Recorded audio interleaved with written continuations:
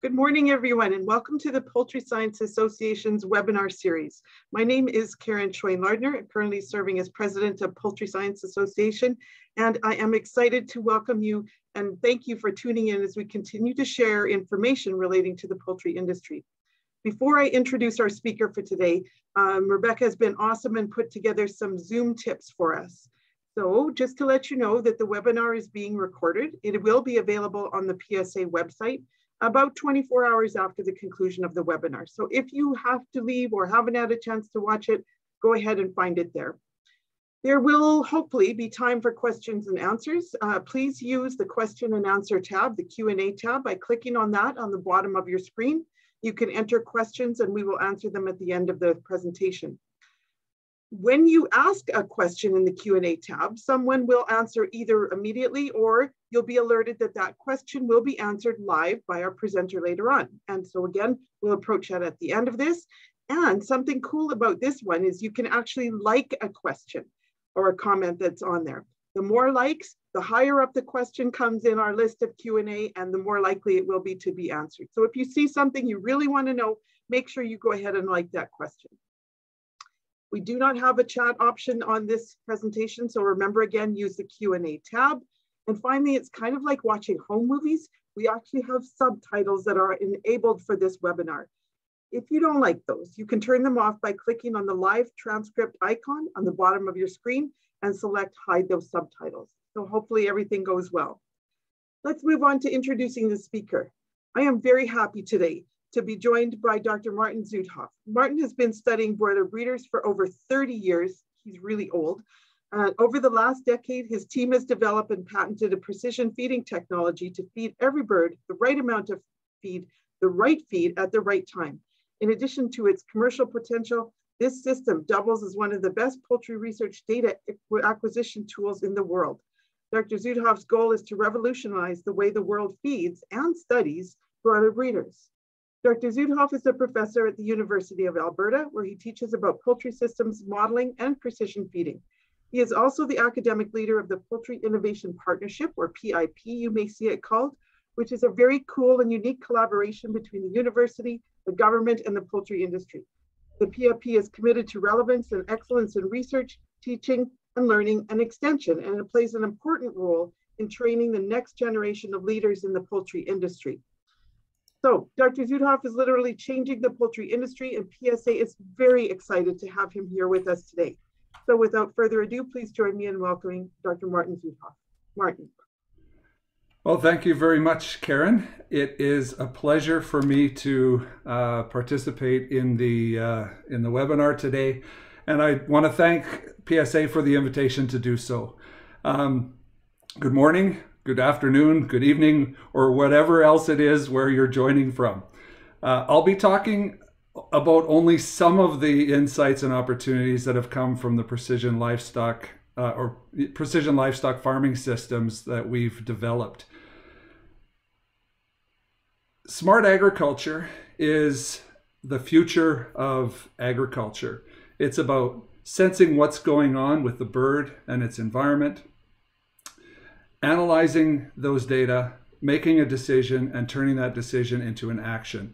It's going to play a key role in a sustainable future for the poultry industry, and it's also a great sandbox of information for geneticists, decision makers, and researchers. If we look at the key trends in the poultry industry, they center a lot around socially responsible production and a little bit around convenience. Socially responsible production is sustainable production. People want to know that their food is ethically produced, that animal health and welfare is taken care of, that the food is safe, the environment is not damaged because of the food that they're eating. And an important part of profitability or of sustainability is profitability. That used to be in first place, but consumers don't, it doesn't sit well with them to think about farming as a profit-driven enterprise. So it's really important for agriculture to build transparency. Transparency is trust. And precision farming, and I'll show you some examples of how this works, provides the kind of information about individual animals and flocks. I'm talking poultry, but it goes well beyond poultry. Information that provides transparency. What is going on with individual birds? How can we be sure that they're well taken care of? Precision livestock farming, I'm confident, will contribute to socially responsible production systems. I'm not going to go through this short list of sensors, but the aim of sensors is to detect variations from optimal conditions and make adjustments in real time with the goal of optimizing production. And again, what does optimization objective function look like? Well, it's the pillars of sustainability. It's animal health and welfare, food safety, the environment, and of course, profitability comes into that optimization equation as well. One additional benefit from all of this is large amounts of data, and that data can be used to provide transparency, as I've already indicated, but also gain insights in qualitative and quantitative ways. And I'm going to walk you through both quantitative and qualitative insights into what's going on with animals, and how can we use the information that we have to make even better estimates and decisions. We have developed a couple of RFID-equipped systems at the University of Alberta. And with those systems, we can control feed intake and monitor various aspects of feeding behavior and also laying behavior. From the data collected by these systems, I'm going to share with you in this webinar some of the stories that our birds have shared with us. And you can see how deeply we can get into understanding individual animals. Some of the parts of the story are mathematical or quantitative, and some of them are a little bit more colloquial or qualitative. The first technology that I'm going to talk about is a precision feeding system. You can see in the image there are actually two different prototypes. We've got our older prototype in the back. There's two machines back there of our older prototype. And then this is our new multi-feed prototype, where we can feed different kinds of feed. And that's, well, the early prototypes were about giving the right amount of feed to the right bird at the right time. This new prototype is about giving the right amount of the right feed to the right bird at the right time. Inside that multi-feed station, you can see there are 4 different feeders, and I hope you can see the images moving. I don't see them moving on my side screen, but I do on my main screen. The bird is coming in after its RFID has been read. It comes into this feeding area, and you can see the top, the bird is having access to only one type of feed, and on the bottom image or video, the bird has access to 4 different types of feed. So the bottom one is a choice treatment, and we're trying to figure out what the birds prefer. We also have a nest box system. This in the nest box, you can see in this area here, there is a RFID antenna that's wound around. It's a wire that's wound around where the bird sits. The bird comes into the nest box here and settles down and eventually lays an egg, but not always. And we'll talk about that a little bit. So on the right-hand side, I just wanted to give you an idea of how the RFID chip is applied to the bird. The RFID chip is just a small 12 millimeter, I think, long glass tube with electronics inside. It fits inside of a wing band, and you can see a wing band inside the applicator. Inside that wing band, there is actually a space for the RFID tag. The antenna triggers the tag. The tag sends back a signal, and we know which bird is in that in proximity to each antenna. This nest box is, let me see if I can run this. You can see the space where the bird lays its egg or nests and broods.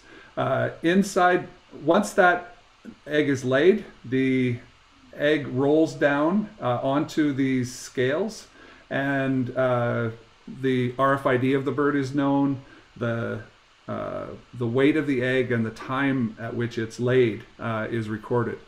We have the ability to monitor entry and exit from the nest boxes, which gives us really interesting information about nesting behavior. We know when an egg appears on that weigh scale. We can, from that, learn about egg laying patterns of individual birds, which I'll show you a little bit later. So a little bit about what drove the development of these systems. I have been working with broiler breeders for over 30 years, and uniformity, flock uniformity, is a big issue with broiler breeders. This system was designed to address that issue, and it works very well. It's also great for gathering information on individuals in a group housed setting. The key data that are collected by the system are the bird's identification, so we know we can link the data to each individual bird. The IP address of each station that's on the network, the date and time of every event, the type of event, whether it's just a recording of a body weight, whether it's a decision to feed or not to feed, whether the bout is beginning or ending, and so on. We can record body weight, and we can keep track of feed intake by weighing the feed prior to and after a feeding bout. And in our one prototype, we have one feeder. In our new prototype, we have 4 feeders. So we can look at feed disappearance in all of those different locations. On the nest box, that was really driven by the need to have egg production data on our group housed individuals that we were feeding with the precision feeding system. That system collects the bird identification, the location of the nest, the date and the time of every event, the event type, whether the bird is going into the nest or out of the nest, oviposition events, and the weight of the egg is recorded by the scale. So it's quite a bit of very interesting information, and I'll talk about it very briefly. Just in terms of the number of records that we get per day, this will depend a little bit on stocking density. We have we have a layer study going on right now, and we have a breeder study going on, and these are data from these recent studies. So in terms of the nest box records or lines of data that we collect about 21 records per bird. The average ranges from 2 to 176 records per bird. So the amount of utilization varies quite substantially between birds and of course between days as well. The records per nest, so this is per nest hole. This is from 32 nesting holes, 4 times 8 units. We get 99 records on average per day from each nesting hole, and that averages, the average range is 2 to 573. So you can see there's quite a bit of variation. We can look at things like whether there's a preference. It looks like there are a few nesting holes that are preferred. They are colored according to where they are. Number 1 and 2 are on one side. Number 7 and 8 are on the other side. So it looks like 1, 7, and 8 tend to have higher frequency of visits and events from various birds. But I haven't had a chance to do a lot of analysis about this. I've got, I should have acknowledged this on my title slide. I've got a PhD student, Joanne Chu, who is working on the layers study, and she actually did a master's with Karen Schwain, and then came over to the University of Alberta to do her PhD. She loves behavior research, and this is going to be a great little sandbox for her to play in. I also want to acknowledge Tiago. Tiago is a PhD student of mine as well, and he is working on a broiler breeder study. Speaking of which, this is data from a broiler breeder study that we're currently running. This is the number of records per station per day in the graph. So the average is about 100, or rather 1,100 records per day per station. The average range is from 31 to 3,033. The number of records per bird per day in our layer study has been about 14. And in breeders, it's on average about 33, but up to 135. So some of our feed restricted birds are very highly motivated to go in and forage and search for feed. And we can keep track of all of that information with our system. Okay, so just some of the uses for big data. Nonlinear mixed models. This is great information for building body weight models, so growth functions. And I'm going to show you an example of how to use the data for egg weight functions. It provides so much information on every individual that adding the individual as a random effect in the model adds a lot of value, and I'll show you that when with respect to egg weight functions a little bit later. It's also great for visualization, and I'm going to share with you quite a few graphs that just help tell the story of individual birds. This graph, it's been around a long time. This is one of our, it was actually our first study. We had 20 birds on the study, and this graph just shows you the number of visits by bird. So every different color in the graph is a different bird. The dark background here and here are where the lights were off in the house, and the white background is where the lights were on. So just some interesting things to point out. We have one bird that only entered the station looking for a meal during the night. And again, this is only one day. There's a ton of behavior information that hasn't been mined from this work. So this bird we nicknamed Morticia because she was a night owl. This bird only entered the station looking for feed during the day, and who's a better daytime person than Oprah? So let's call number 289 Oprah.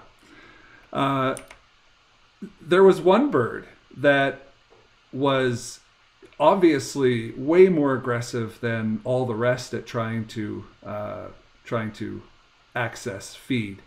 At the time that this study was running, there was a show Big Brother, and there was a house guest named Amanda, and she was aggressive, and she was everybody just wanted to get rid of Amanda. So we nicknamed this bird Amanda because of her aggressive character. Turns out Amanda was a sexing error. One of the reasons that I really think that she or he was so aggressively seeking feed is because we had this male restricted on a female growth curve, and that the appetite, because of the huge growth potential, was the reason, I believe, behind the high rate of visits to the station. Again, every bird has a story to tell every day. That was a group of 20 birds. This is just one bird. On the x-axis, we have time, so from midnight to midnight. On the left axis, we have feed intake, and the feed intake shows up in these bars at the bottom. And we have a target body weight. These were breeders, or this was a breeder. The target body weight is that green line. And then we have a bunch of dots. The dots are the body weights of birds that went into the feeding station. This was a special day for bird number 181877093. I'll call her 93 for short. She actually reached her target body weight on this day. And she ate 87 grams of feed this day, and it was spread over 47 visits. But I think it's really interesting to look in detail what's going on. So first of all, this bird accessed the station at any hour of the day. So it didn't matter if it was dark, it didn't matter if it was light. There are green lights inside the station that are meant to help birds see and find their way to feed without photostimulating them. Red light would be a bad idea because it gets through the skin of the skin, bone, and whatever body tissue. But green light doesn't, and we've done quite a bit of research looking at the effect of light color intensity and day length on photorefractoriness. So at any rate, this bird initially was most of the time below the target body weight, and she had a fairly regular, once an hour, essentially coming in to visit the feeding station. But then around noon, she hit the target body weight. The green dots are where the bird was heavier than the target, so she was just ejected without getting a meal. So every time there's a green dot, you don't see a line of feed intake here. That was all fine and dandy. Then around 4 o'clock in the afternoon, she had her last meal for a while. That put her above the target body weight in a fairly sustainable way. Maybe she defecated a couple of times here in order to gain access to the feeding station again. But here she couldn't do that anymore. She was actually above the target body weight in a consistent and persistent way. Look at how the visit frequency increased. That's probably not a coincidence. We haven't done a lot of analysis on this, but this type of data, you can see, just raises all sorts of interesting questions when you look at the data, both on a lifetime scale, but even if you parse down to individual days, can get very interesting. This was a few trials ago, so we didn't have as good a scale. It looks like she tricked the body weight scale by maybe bouncing a little bit. So she got in and began a meal, but we also have an overweight function. So if her weight increases to 100 grams above what the decision body weight was, she gets kicked out. That's probably why just to the left of this bar here, there's a short small meal, and she probably got kicked out a little bit early, so she wasn't able to complete her meal. Then when she actually had a real body weight record that allowed her to eat, she had her biggest meal of the day. Maybe she was feeling a little bit panicked that, oh, I don't get in here very often, I better eat more while I get in. So as you can see, just a ton of story that we can get from every bird every day. This is data from our broiler breeder study. This one has a very similar layout, except now we've got age in days, so these are spaced by every 2 weeks. Let's see here. Here's 20 weeks of age. You can see this data was from yesterday, and the birds are about 23 weeks old today.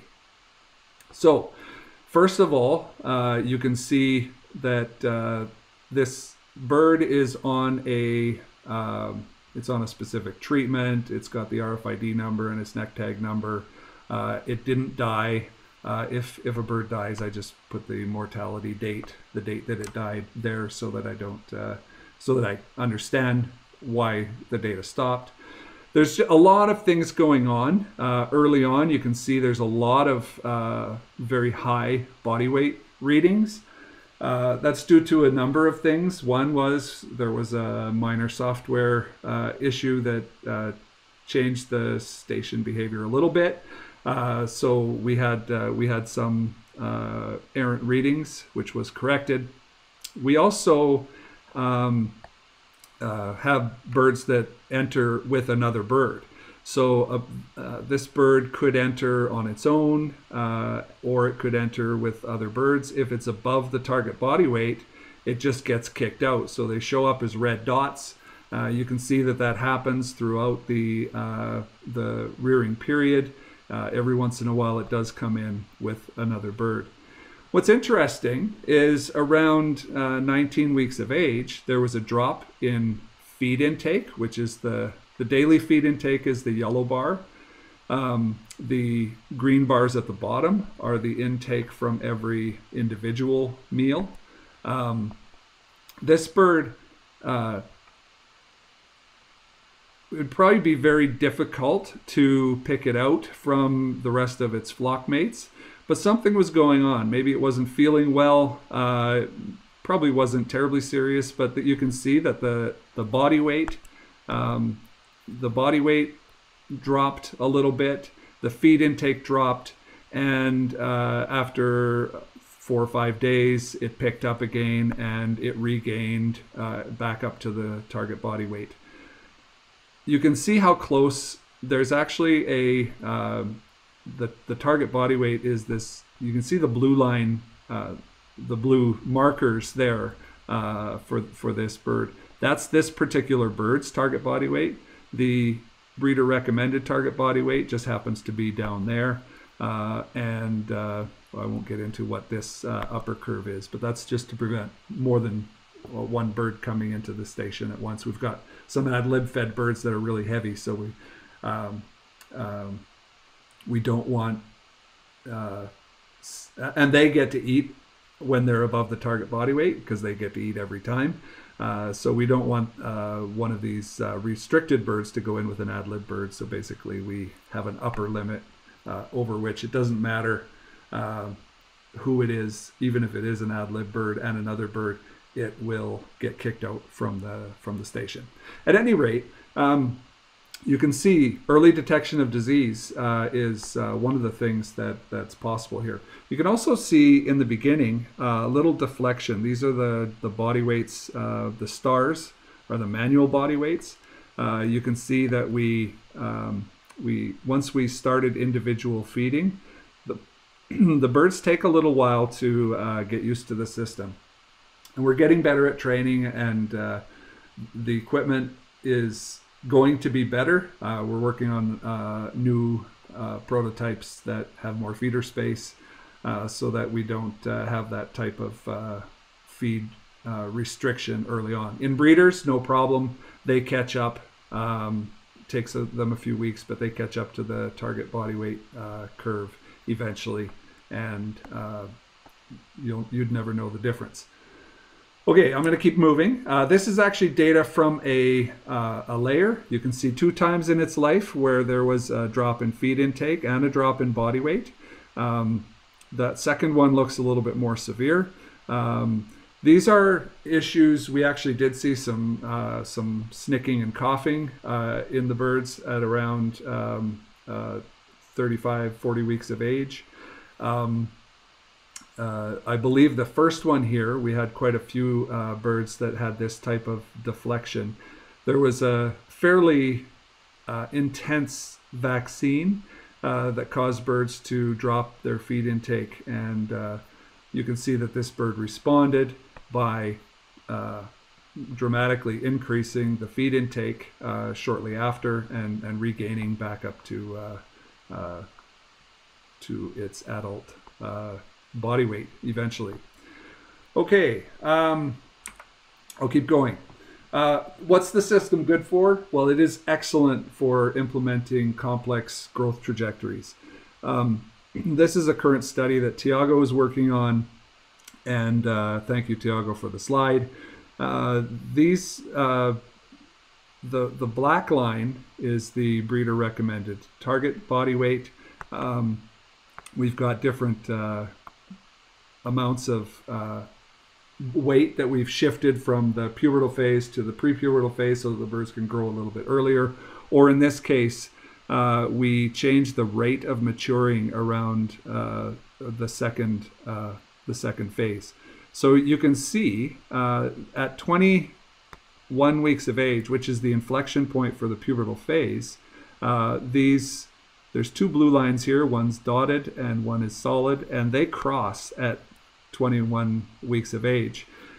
That phase is a compressed growth phase when we speed up the rate of growth, and basically we've got all of these different growth trajectories that we can model ahead of time and then implement with almost perfection, and we can get a really good idea of what's, in this case, the optimal body weight for our breeders.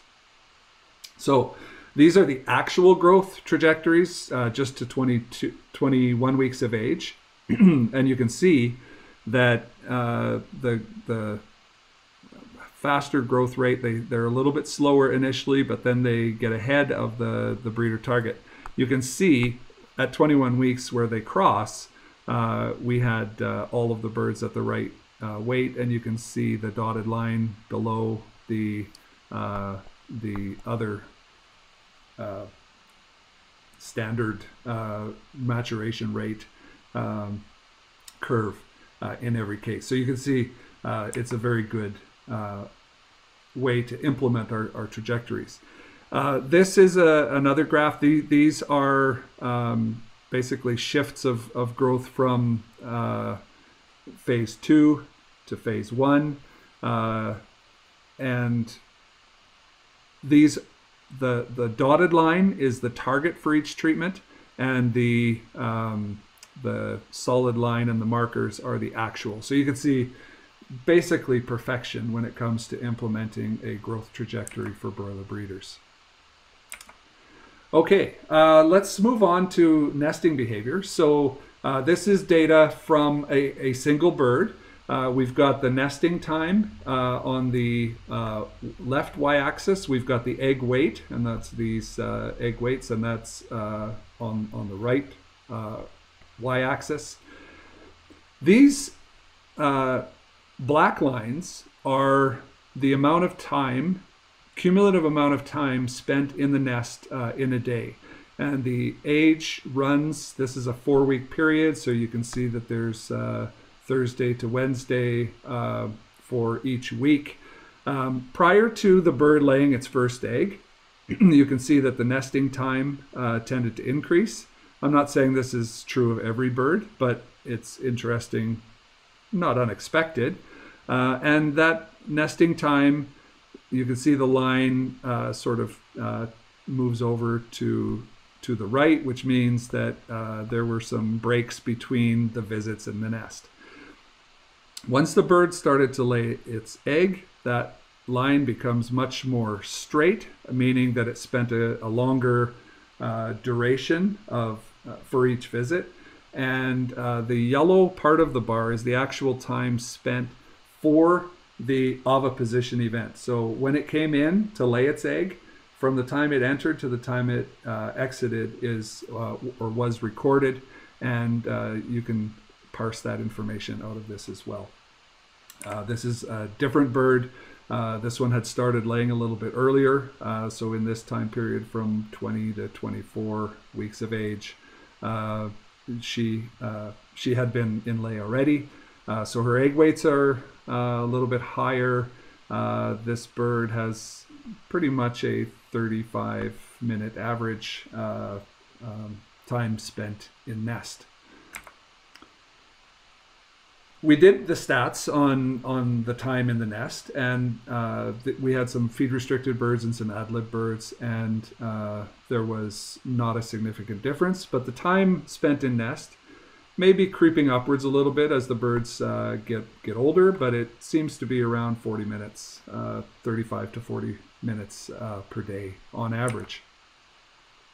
Now, because we get so much information about every egg that's laid, we can also look at the time of lay for individual birds. So this is just one bird, and it's received a high energy diet in a restricted fashion.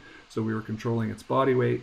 And you can see that the time of lay started out early and dropped a little bit, and then increased a lot before there was a pause. Now this follows the classic idea that there are multi-levels of cycle control in a hen. We've got the follicle maturation rate, and we've got the open period for LH release. And if those two don't line up, there may be a mature follicle, or almost mature follicle, but if that follicle is not ready to release progesterone during the open period, the bird has to wait for until the next open period for that LH surge to be completed and for oviposition to occur, or ovulation to occur.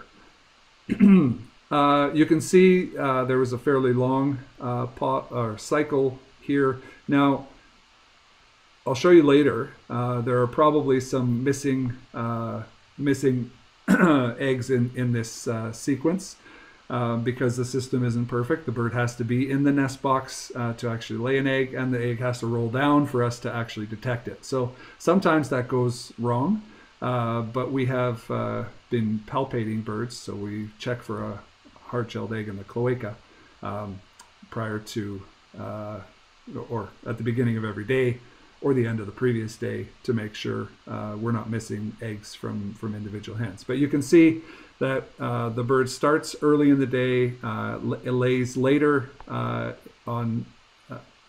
mostly later on consecutive days, and then has a pause day and starts over. We've got another bird. This one had a fairly long sequence, probably a missed egg here. And then it started to lay later in the day, took a break, had another one of these same later in the day sequences, and for some reason went back to its normal pattern of laying fairly close to the time the lights came on. I don't know why. This one, same thing. We've got a few different times when the bird tends to lay fairly consistent time in the morning, and then there's a break. So a later oviposition in the day, and anyways, there's a lot to unwrap here that I won't get into right now. I do want to just touch on what we can do with our egg weight data. We need egg weights to calculate efficiency, but sometimes the weights are missing. Again, I talked about palpation, so we know where there is an egg that we missed in our nest box. And we also know that there are many factors that affect egg weight, so genetics, environment, health status, and those are related to an individual. So is there a way that we can predict egg weight for each hen, specific to each hen, where egg weight is missing? And the answer is yes. So first, it's important to know the shape of the data. I've highlighted in red the egg weight curve. It is there's an early rapid egg weight increase, and then it plateaus with age. So what are some candidate models? Diminishing returns, partial sigmoidal model. Well, actually the Gompertz model fits that data as well as any other that I've come across. So this is the Gompertz function. It's a double exponential function, but really we're only looking at the tail end, but that's okay. E is the asymptotic weight for the egg, and that's for the population. And U is a random term, so that's over here. U is the random term for each individual bird, so it's a deflection from that maximum egg weight. B is a rate coefficient, so how fast does it increase or decrease? And I is the point of inflection for each hen, and T is the age in weeks. I'll just pop this up on the screen so that anyone who is interested in how this works, we give it some starting values. Note that I use a standard error or standard deviation instead of the variance, so it's just the square root. But it's much easier for my brain to think about standard error in the model. You can see the random component is distributed normally with a expected value of 0 and a standard deviation. We're supposed to put in variance, so I just do standard deviation by standard deviation. And the subject is every bird. So every bird, we're going to estimate some deviation from E. And when we do that, the gray line is the population average. That's right down the middle, which you'd expect. And the red lines are for individual hens. Now let's revisit this is the same data, except I've added now in egg weight data for the same birds that we looked at before. If we were to identify missing eggs, you can see for this same bird, we have some missing eggs here, we've got one there. So let's just have a look at that. So around 22 weeks and around 29 or 30 weeks, I'll go back here, around 22 weeks. So we've got a bunch of missing eggs here. It's likely that these are all part of the same sequence. Around 30 weeks, it's likely that that also was an unbroken sequence. So we can fix that, and we can choose eggs, weights for those eggs. We can estimate those fairly closely by having a nonlinear mixed model to estimate the egg weight. You can see for this bird, its target egg weight, or its E, was a little higher than the population average. And as a result, instead of just estimating an egg weight on the population average, which would bias our observations or our estimates low, we can actually do much better and estimate a hen-specific egg weight. And I have more examples. This bird was exactly on the population average, and then this bird had an egg weight that plateaued below the population average. So you can see it's not perfect, but it does give a better estimate of egg weight than we would get from just using a population mean. Okay, I'll wrap up by just talking a little bit about some of the challenges and opportunities. So as I mentioned, the birds have to lay in the nest, and sometimes they don't, and sometimes the eggs don't roll down at the time that the oviposition event happens. So we can get errors that way. We do a colloquial palpation as a backup, but it's labor intensive. And I just showed you how we estimate a bird-specific egg weight for the missing data. So we get really close with our total egg output and egg mass. We also have been doing some work, and this is work from Zuidhof, who's now at the University of Guelph with Jennifer Ellis, doing some machine learning where we can identify birds that have laid an egg from the precision feeding station data. So that's from feed intake, body weight, and timing. There are some algorithms that we can predict with about 90% accuracy whether or not a bird has laid an egg. With respect to the precision feeding stations, there are also some challenges. I talked a little bit about how early on, we can get some issues with feed intake, largely because of feeder space. But almost inevitably, feed intake is a little bit lower than ad libitum during the training period. So that's not awesome, but it is a trade-off because of all the other great data that we can collect. We also have issues with social interactions. In the first stage of the feeding station, the bird has to be on its own so that we can get its own body weight and RFID tag. We're addressing a lot of these by changing our training and our equipment so that we can have the birds can be successful more quickly. I think I'll wrap it up there because I want to leave a little bit of time for questions. But I do thank you very much for your attendance, and I look forward to trying to answer some of the questions that you have. Thank you very much, Martin. That's such cool information. I can think of 100 questions to come out of all of that data that you have. It's very cool. We do have some questions, and we have some time. If anyone else has some, just send along with that. Just a reminder before we go to questions that this is one of this series.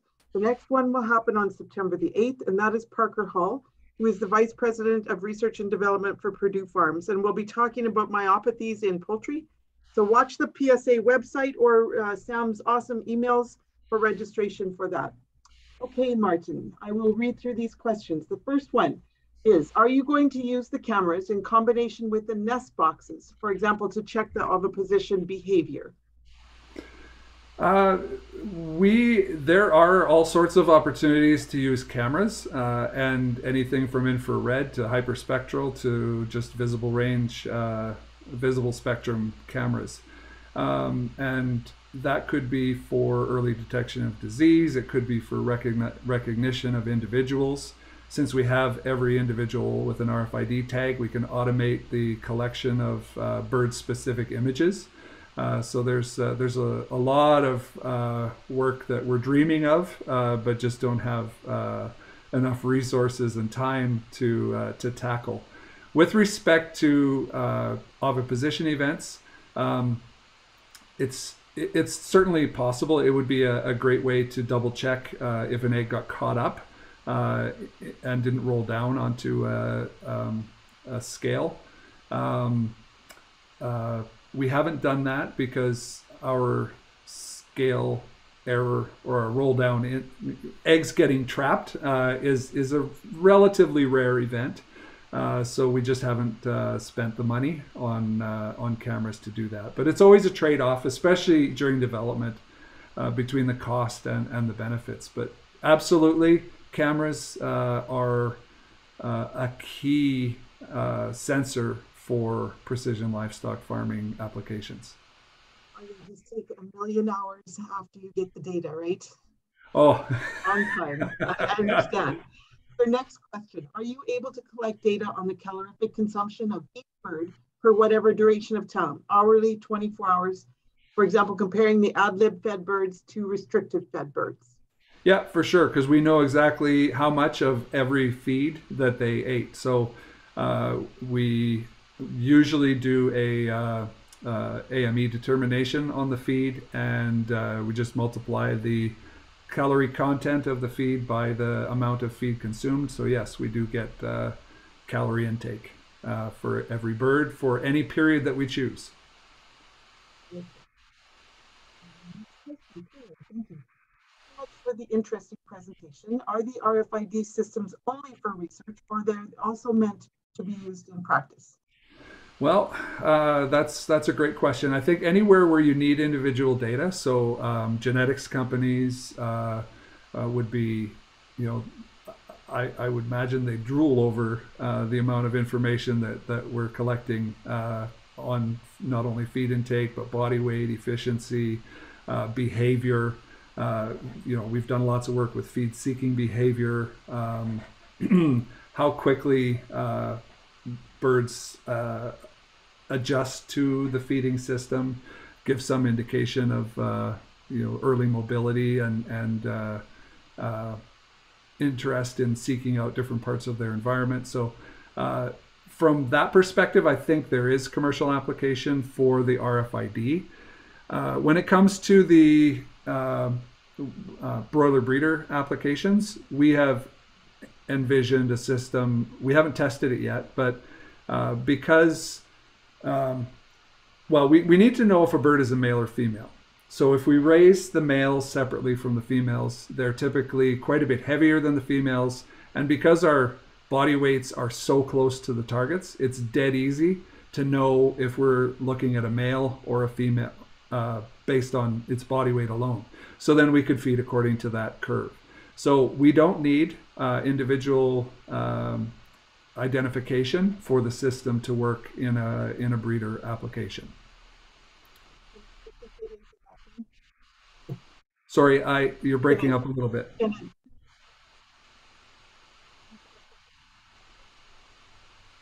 I'm sorry. No, I'm losing my computer. Can you hear me now? Is it Yes. better? Okay. Yeah. I asked if you can fit a turkey in there. To a certain age.